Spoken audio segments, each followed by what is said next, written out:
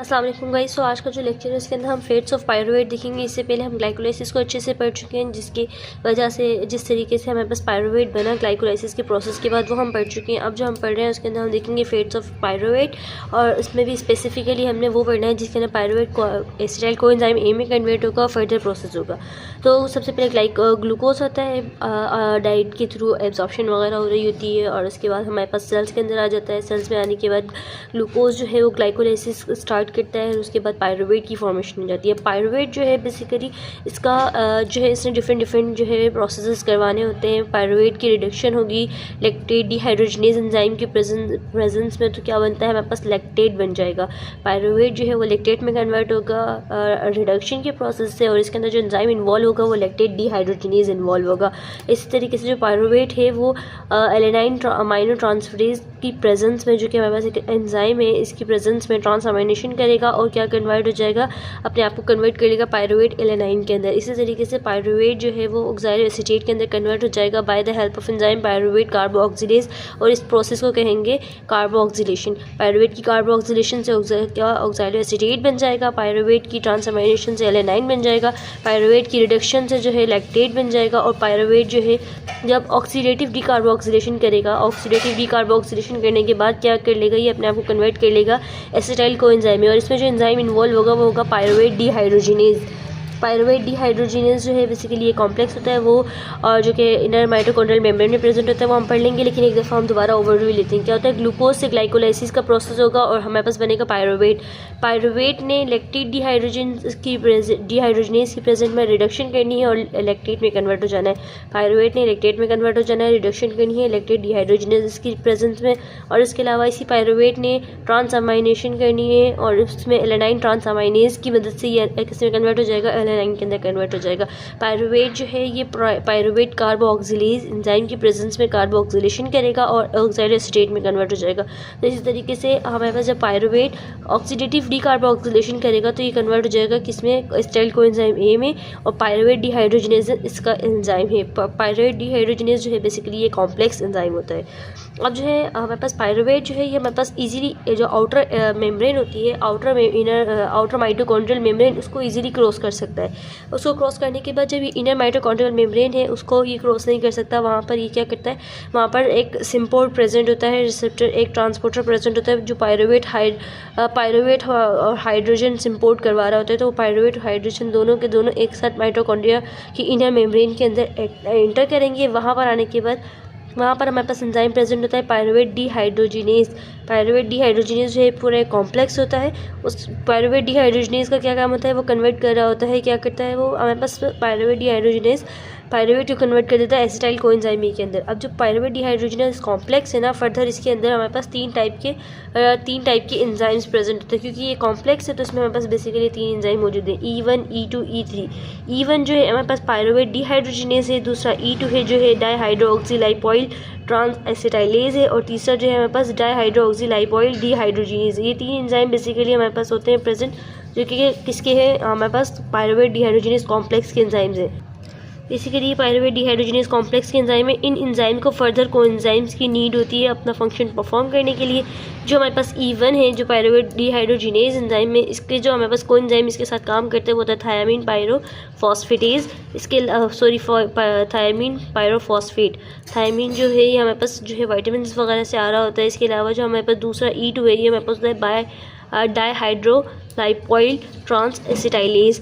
इसमें है हमारे पास हाइड्रोलाइपोइल है तो इसे याद कर सकते हैं हम लोग। लाइपोअमाइड जो है इसका हमारे पास कोएंजाइम होता है जिसके साथ ये वर्क करता है। इसके अलावा E3 जो है ये हमारे पास होता है डाईहाइड्रोलाइपोइल डिहाइड्रोजिनेज है, और यहाँ पर हमारे पास कौन सा FAD जो है ये हमारे पास एज अ कोएंजाइम काम करेगा इस एंजाइम को फंक्शनल एक्टिव करने के लिए।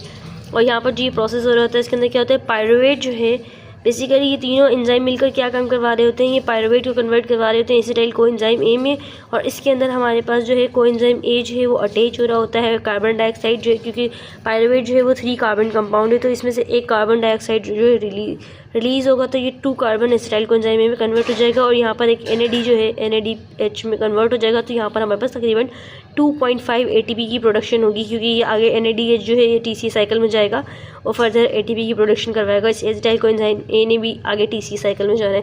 तो पायरुवेट की एसिटाइल कोएंजाइम ए के दरमियान जब कन्वर्जन होगी तो इसमें भी हमारे पास एक NADH मिलेगा। इस NADH ने 2.5 ATPs देने हैं।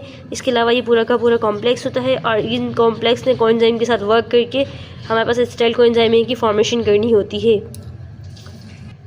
सबसे पहले क्या होता है, पायरुवेट जो है वो कार्बन डाइऑक्साइड जो है उसमें से रिमूव कर रहा होता है और अपने साथ क्या है TPP यानी कि हमारे पास थायामीन पायरोफॉस्फेट को अपने साथ कंबाइन कर लेता है। और किस एंजाइम की प्रेजेंस में, E1 की प्रेजेंस में जो होता है हमारे पास पायरुवेट डिहाइड्रोजिनेज, उसकी प्रेजेंस में पायरुवेट जो है अपने साथ TPP को कंबाइन करते हैं। हाइड्रोक्सिथाइल TPP कन्वर्ट हो जाता है। TPP मतलब थायामीन पायरोफॉस्फेट में कन्वर्ट हो जाता है। अब ये जब कन्वर्ट हो जाता है तो यहाँ पर एंजाइम कौन सा होता है, हमारे पास पायरुवेट डिहाइड्रोजिनेज होता है। और यहाँ से अब जो ये हमारे पास बना है हाइड्रोक्सिथाइल क्या नाम है TPP, अब इसने कन्वर्ट होना होता है, दोबारा TPP बनाना होता है और इसने जो है अपने साथ किसको, ये लाइपोमाइड जो है ऑक्सीडाइज लाइपोमाइड को अपने साथ कंबाइन करेगा और एसिटाइल लाइपोमाइड के अंदर कन्वर्ट हो जाएगा। ये क्या हाइड्रोक्सिथाइल TPP जो है अपने अंदर से रिमूव करेगा TPP को और ऑक्सीडाइज लाइपोमाइड के साथ कंबाइन होगा और अपने आप को कन्वर्ट कर लेगा एसिटाइल लाइपोमाइड के अंदर। और यहाँ पर जो एंजाइम रिक्वायर होता है वो E2 होता है और E2 हमारे पास जो होता है वो डाईहाइड्रोक्सी लाइपोइल ट्रांस एसिटाइलेज होता है। क्या होता है कि हमारे पास एसिटाइल ग्रुप को ट्रांसफ़र करेगा किसके साथ, हाइड्रोक्सिथाइल के साथ, और इसके अलावा TPP को जो है वो डिहाइड्रोक्सिलेज करेगा यानी कि रिमूव करेगा। तो TPP जो है वो दोबारा रीजनरेट हो जाएगा। तो एंजाइम के नाम के अकॉर्डिंगली ये सारा रिएक्शन हो रहा होता है। डाईहाइड्रोक्सी लाइपोइल, इसमें जो है डाईहाइड्रोक्सी लाइपोइल यानी कि लाइपोइल जो है उसके साथ कन्वर्ट होगा किसके साथ, एसिटाइलेज के साथ, ट्रांस एसिटाइलेज होगा इसके अंदर जो एसिटाइल के साथ कंबाइन करेगा एसिटाइल लाइपोइल बना लेगा और TPP को रिमूव करवा देगा। तो TPP दोबारा रीजनरेट हो जाएगा। यहाँ पे E2 एंजाइम जो है रिक्वायर्ड होता है। अब जो एसिटाइल लाइपोअमाइड बना है हमारे पास, इसने क्या करना होता है, ये दोबारा जो है लाइपोमाइड रिड्यूस होगा और यहाँ पर जो एसिटाइल बना है इस एसिटाइल के साथ कोएंजाइम ए जो है वो अटैच हो जाएगा। जब एसिटाइल कोएंजाइम ए इसके साथ अटैच होगा तो ये एसिटाइल कोएंजाइम ए बन जाएगा और बाकी जो लाइपोमाइड है ये रिड्यूस हो जाएगा तो ये रिड्यूस लाइपोमाइड बन जाएगा। अब यहाँ पर रिड्यूस लाइपोमाइड जो है बेसिकली इसने क्या करना होता है, इसने दोबारा जो है थर्ड एंजाइम की प्रेजेंस में जो होता है डाईहाइड्रोक्सी लाइपोइल डिहाइड्रोजिनेज, उसकी प्रेजेंस में FAD को FADH2 में कन्वर्ट करना होता है और अपने आप को ऑक्सीडाइज कर लेना होता है। रिड्यूस लाइपोमाइड जो हमारे पास एंजाइम कॉम्प्लेक्स होता है डाईहाइड्रोक्सी लाइपोइल डिहाइड्रोजिनेज, उस एंजाइम की प्रेजेंस में रिड्यूस हो जाता, रिडक्शन को जो है मतलब रिड्यूस लाइपोमाइड जो है ऑक्सीडाइज हो जाता है और अपने आप को ऑक्सीडाइज लाइपोमाइड में कन्वर्ट कर लेता है और इस ऑक्सीडेशन के प्रोसेस के दरमियान FAD जो है FADH2 में कन्वर्ट हो जाता है। FADH2 जब कन्वर्ट हो जाएगा तो फिर यहाँ पर जो है यहाँ पे तो इस वाले प्रोसेस में हमारे पास तीसरा एंजाइम इन्वॉल्व है जो कि है डाईहाइड्रोक्सी लाइपोइल डिहाइड्रोजिनेज और यहाँ पर FAD जो है FADH2 में कन्वर्ट हो रहा है। अब ये FADH2 जो है फर्दर अपना जो हाइड्रोजन है या इलेक्ट्रॉन्स है वो NAD पॉजिटिव को देगा और वो NADH2 में कन्वर्ट हो जाएगा, NAD पॉजिटिव प्लस में H पॉजिटिव में कन्वर्ट हो जाएगा। तो इस तरीके से ये जो है अब NADH बना है, इससे फर्दर जाना है TCA साइकिल में और 2.5 ATPs देने। तो ये सारा प्रोसेस होता है और इसके अंदर यहाँ पर 1 2 3 एंजाइम जो हैं वो इन्वॉल्व होते हैं। यहाँ पर हमारे पास कोएंजाइम है, TPP कोएंजाइम है, हमारे पास लाइपोमाइड कोएंजाइम है और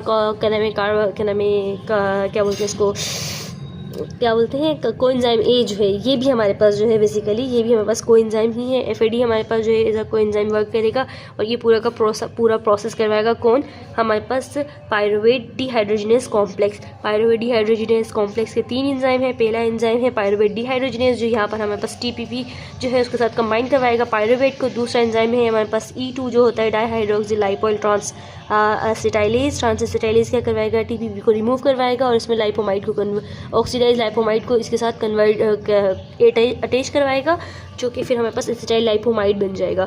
फिर एसिटाइल लाइपोमाइड ने रिड्यूस होना है, रिडक्शन करवानी है और किस में कन्वर्ट हो जाना है, लाइपोमाइड में कन्वर्ट हो जाना है। रिड्यूस लाइपोमाइड ने फर्दर जो है ऑक्सीडाइज लाइपोमाइड में कन्वर्ट होना है, तीसरा एंजाइम है हमारे पास कॉम्प्लेक्स का, उसके थ्रू जो है डाईहाइड्रोक्सी लाइपोइल डिहाइड्रोजिनेज। कॉन्सेप्ट्स बहुत इजी हैं, सिंपल से सिंपल चीज़ें हैं, इसमें ज़्यादा कुछ मुश्किल नहीं है। और ये सब कुछ इतना ज़्यादा एंजाइम्स वगैरह के नाम याद करने की ज़रूरत नहीं है, बस पता होना चाहिए डिहाइड्रोजिनेज कॉम्प्लेक्स के 3 एंजाइम्स होते हैं, 3 एंजाइम्स के नाम पता होना चाहिए। इसके अलावा कौन कौन से कोएंजाइम्स हैं, हर एक का एक कोएंजाइम है। पायरुवेट डिहाइड्रोजिनेज का एंजाइम जो हमारे पास है कोएंजाइम, वो हमारे पास थायमीन पायरोफॉस्फेटेज है।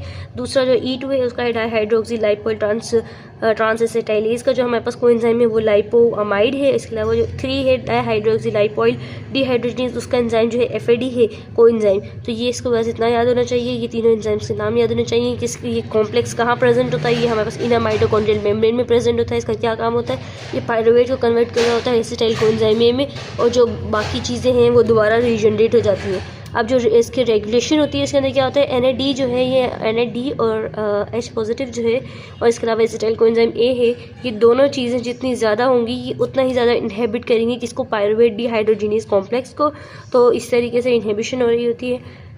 अब यहाँ पर जो अगर ये जो हमारे पास कॉम्प्लेक्स है पायरुवेट डिहाइड्रोजिनेज कॉम्प्लेक्स, अगर इसके अंदर कोई डिफेक्ट आ गया, इसकी जीन डिफेक्शन है या जीन डिफिशिएंसी वगैरह है, तो जिसकी वजह से पायरुवेट जो है वो लैक्टेट के अंदर कन्वर्ट होना स्टार्ट हो जाएगा, क्योंकि पायरुवेट डिहाइड्रोजिनेज कॉम्प्लेक्स तो काम नहीं कर रहा कि पायरुवेट एसिटाइल कोएंजाइम में कन्वर्ट हो, तो पायरुवेट लैक्टेट में कन्वर्ट होगा, लैक्टेट ज़्यादा हो जाएगा तो लैक्टिक एसिडोसिस हो जाएगी, और लैक्टिक एसिडोसिस हमारी बॉडी के लिए बहुत ज़्यादा हार्मफुल होती है, जिसकी वजह से जो है हमारे न्यूरोलॉजिकल डिसऑर्डर्स वगैरह हो सकते हैं।